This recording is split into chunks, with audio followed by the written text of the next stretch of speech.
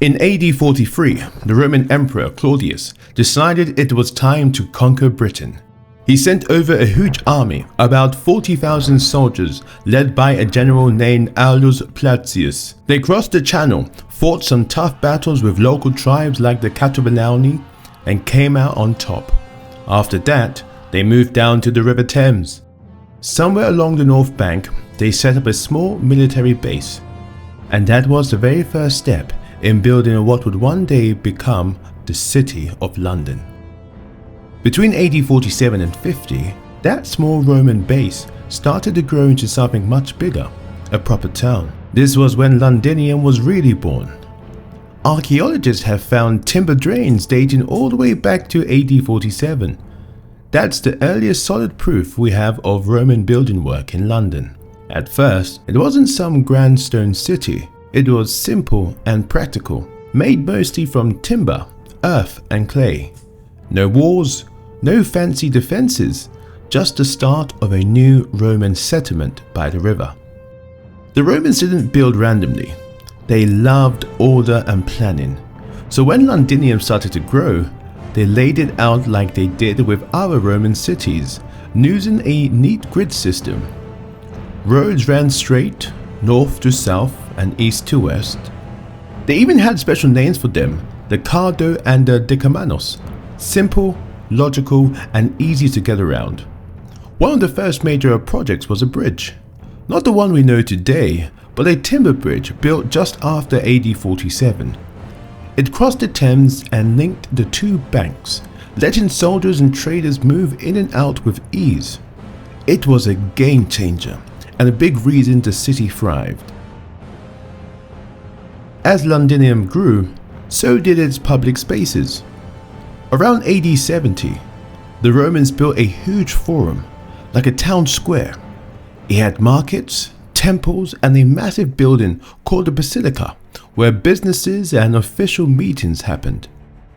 That whole complex sat right where Gracechurch Street and Leadenhall Market are today. And if you think Roman London was all trade and politics, think again. By the early 2nd century, they had an amphitheatre too, big enough for 7,000 people. It hosted games, performances and even public trials. The remains of it are still there, hidden beneath the Guildhall in the City of London. The Romans were expert builders and they brought their A-game to Londinium. First up, the roads. These weren't muddy tracks. They were proper Roman roads built to last. They had deep foundation made of gravel and compacted earth, then topped with stone. Roads like Watling Street connected Londinium to other major towns, making travel and trade quick and efficient. Then there were drainage. The Romans were clever. They knew how to deal with the soggy, marshy ground around the Thames. They built timber linen sewers and drains to keep the streets dry and the buildings stable. Later on, they upgraded to more durable materials like tile and stone. Public bathhouses were a big part of Roman daily life, and Londinium had its fair share. These weren't just for getting clean, they were social hubs. The baths had underfloor heating system called hypocaust, which kept things warm even in cold British winters. Remains of the baths have been found near Cheapside and Cannon Street. As for housing, things started off simple, timber buildings with wattle and daub walls. But over time, as the city grew richer, people upgraded. We're talking stone houses, tower roofs, and even villas with painted walls, mosaic floors and private bar suites. Some of the fanciest homes were across the river in Southwark, which seemed to have a bit of a luxury spot even back then.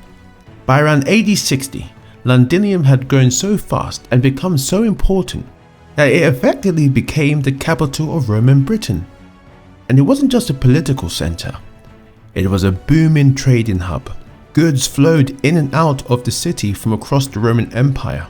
Ships brought in wine, olive oil, pottery and glassware from places like Gaul, Spain and Italy. In return, Londinium exported what Britain had to offer. Things like lead and tin from the mines, grain and wool from the countryside, leather goods and even slaves.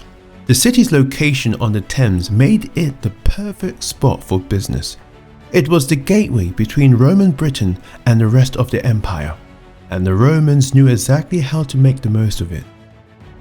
You might not realize it while walking through modern London, but Roman Londinium is still here, just beneath your feet.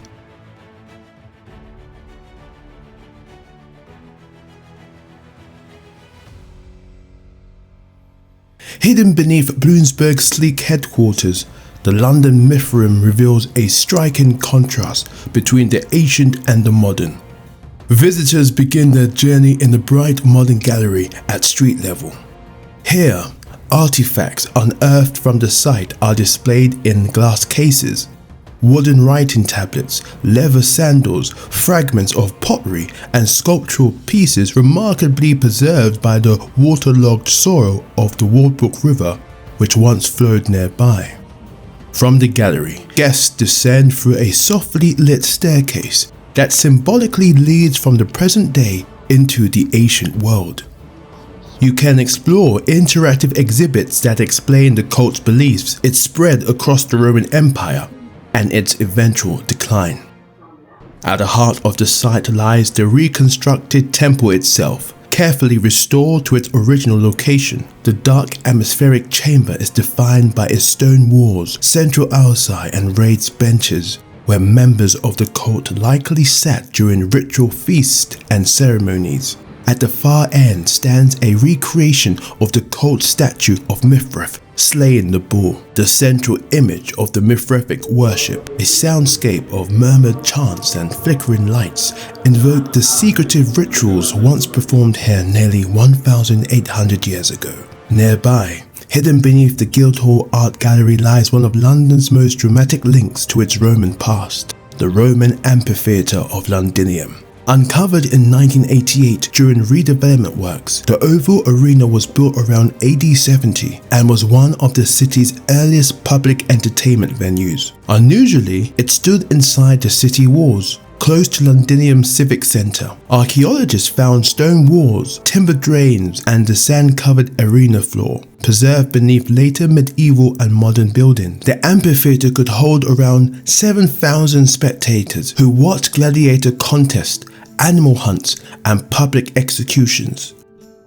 The Old Forum and Basilica, Londinium's bustling centre of trade and government, once stood near today's Gracechurch Street and Leadenhall Market. Fragments of the Roman wall, built around 200 AD, still survive too, especially around Tower Hill. So, next time you're walking through the heart of London, crossing a busy street, grabbing a hot drink, or hopping on the tube, just remember, you're standing on nearly 2,000 years of history. Beneath the modern glass towers and traffic lights lies a city the Romans planned, built, and brought to life. Londinium may have started as a small outpost by the river, but it quickly became the beating heart of Roman Britain, a place of trade, culture, and connection. And even though the empire is long gone, its foundations still shape the city we live in today. Because here in London, the past isn't lost, it's just waiting to be uncovered.